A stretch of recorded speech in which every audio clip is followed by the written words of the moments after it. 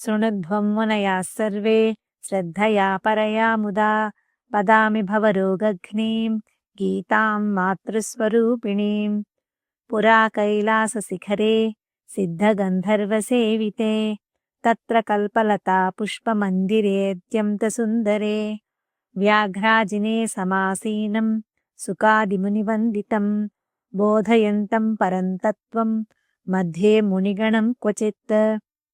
ప్రణమ్రావదనాసస్సన్నమస్కుర్వంతమాదరాత్ దృష్ట్వా విస్మయమాపన్నా పార్వతీ పరిపృచ్ఛతి.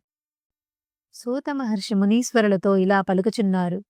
మునీశ్వరులారా, మాతృస్వరూపిణి ఈ మాయామయ సంసార రోగమును పోగొట్టునది అగు గురుగీతను చెప్పెదను.